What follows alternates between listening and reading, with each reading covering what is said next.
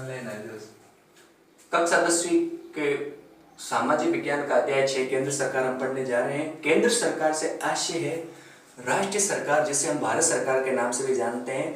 उससे पहले मैं आपको सरकार के बारे में बताना चाहता हूँ। सरकार किसे कहते हैं? सरकार से आशय वो अभिकरण, संस्था या मशीन जो राज्य के लिए नीतियां बनाती है या कानून बनाती है। इसका उद्देश्य राज्य के लोगों का अधिकतम कल्याण करना या लोक कल्याणकारी की भावना जिसमें निहित हो, उसे सरकार कहा जाता है। केंद्र सरकार के भारत में 3 प्रमुख अंग हैं। भारत की नहीं, कहीं किसी भी देश में सरकार है तो उसके 3 प्रमुख अंग है। व्यवस्थापिका, कार्यपालिका और न्यायपालिका में इसको बांटा गया है, या इसको व्यवस्थापिका, कार्यपालिका या न्यायपालिका कहा जाता है। जिसके तहत आज हम सबसे पहले पढ़ेंगे व्यवस्थापिका। व्यवस्थापिका क्या है, इसमें क्या क्या आते हैं?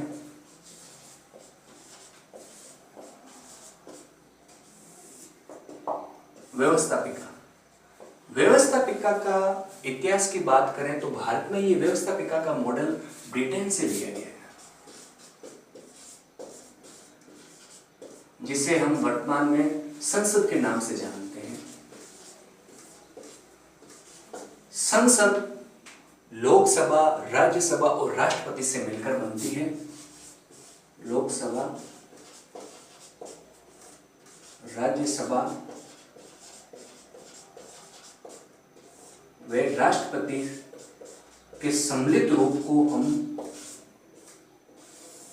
संसद कहते हैं। इन तीनों के सम्मिलित रूप को भारत में क्या कहते हैं? संसद। इसका उल्लेख अनुच्छेद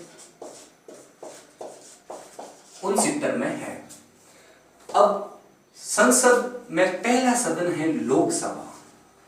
लोकसभा को निम्न सदन, लोगों की सभा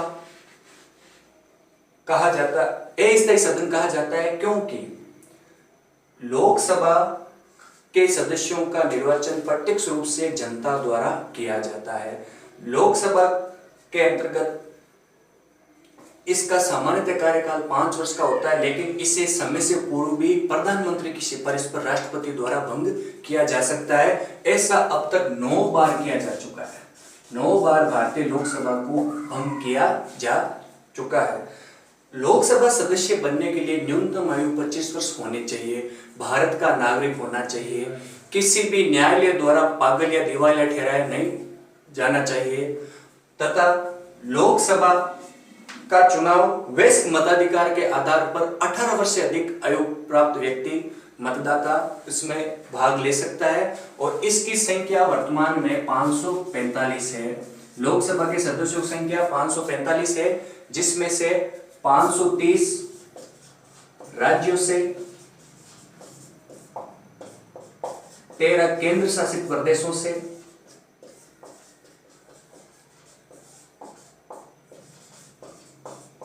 वे 2 राष्ट्रपति द्वारा मनोनीत किए जाते हैं।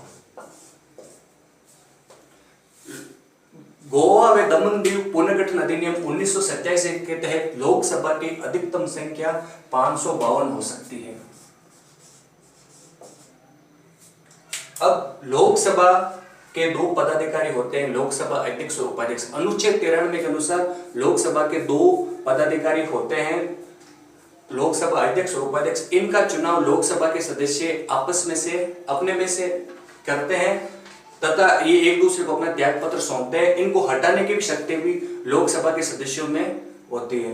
लोकसभा अध्यक्ष के प्रमुख 2 कार्य हैं। पहला, लोकसभा के समस्त कार्रवाई का संचालन, सदन में अनुशासन बनाए रखना, ये सारा काम लोकसभा अध्यक्ष का होता है। और कोई विधेयक, धन विधेयक है, इसका निर्णय भी लोकसभा अध्यक्ष करता है। उसके बाद राज्यसभा। राज्यसभा को उच्च सदन, प्रतिनिधियों की सभा कहा जाता है। संसद के दूसरे सदन की चर्चा में राज्यसभा की चर्चा करते हैं। राज्यसभा को उच्च सदन, प्रतिनिधियों की सभा कहा जाता है, क्योंकि राज्यसभा के सदस्यों का निर्वाचन अप्रत्यक्ष रूप से राज्य विधानमंडल के सदस्यों द्वारा किया जाता है। इसमें प्रत्यक्ष जनता द्वारा इनका चुनाव नहीं किया जाता है। राज्यसभा एक स्थायी सदन है, क्योंकि ये कभी भंग नहीं होता, इसका कोई कार्यकाल नहीं होता। इसके सदस्यों का अधिकतम कार्यकाल 6 वर्ष का होता है। प्रति 2.5 वर्ष के पश्चात इसके सदस्य सेवानिवृत्त होते रहते हैं। राज्यसभा का सदस्य बनने के लिए न्यूनतम आयु 30 वर्ष होनी चाहिए तथा राज्यसभा के सदस्यों की बात करें तो वर्तमान में राज्यसभा के सदस्यों की संख्या 245 है, जिसमें से 233 राज्यों व केंद्र शासित प्रदेशों से निर्वाचित होते हैं, राज्य व केंद्र शासित प्रदेशों से निर्वाचित होते हैं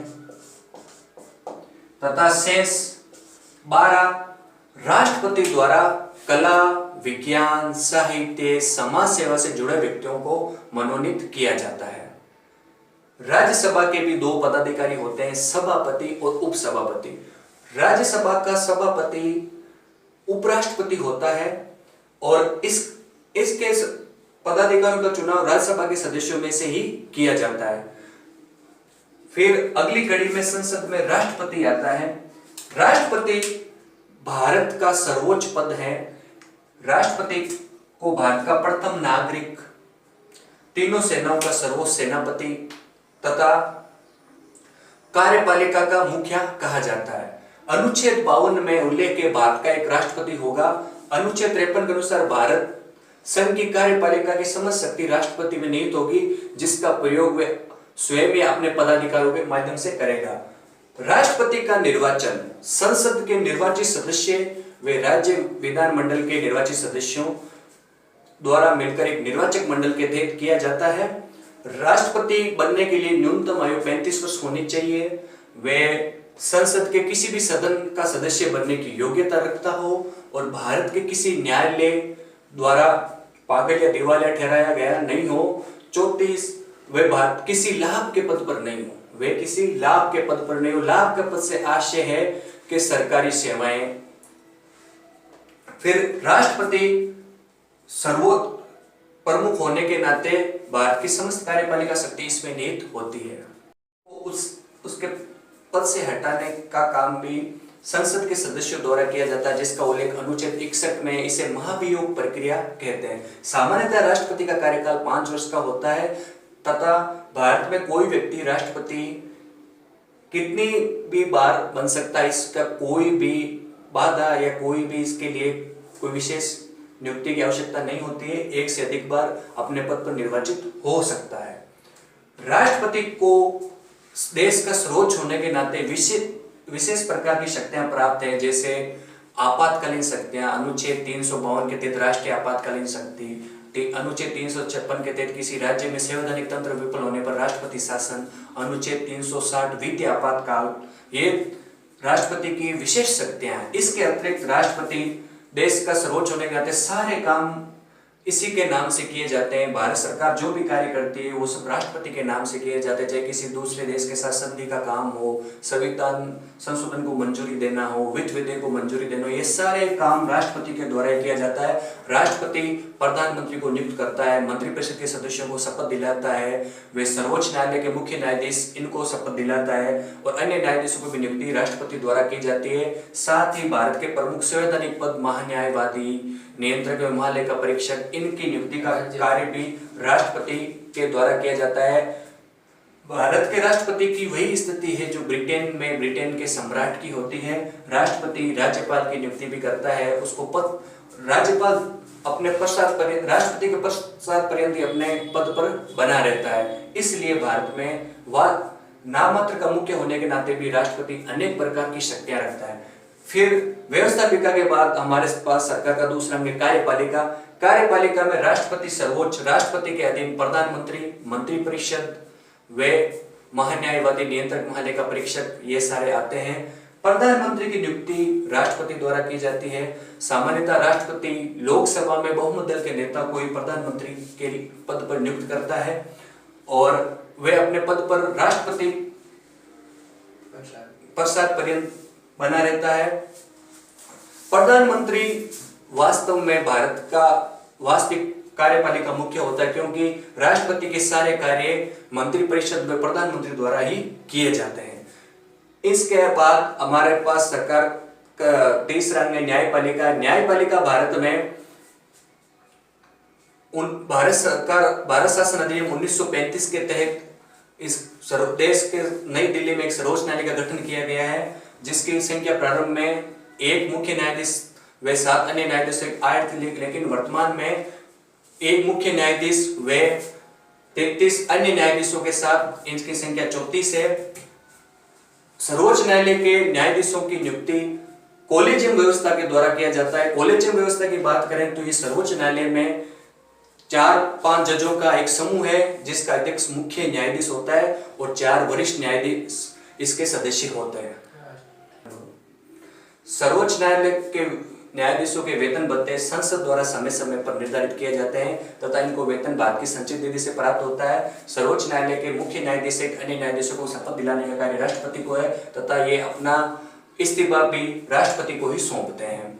इस प्रकार आज हमने सरकार के तीनों अंगों के बारे में मुख्य बातें पढ़ी। अगली कक्षा में हम इनसे आगे गहन अध्ययन करेंगे। धन्यवाद।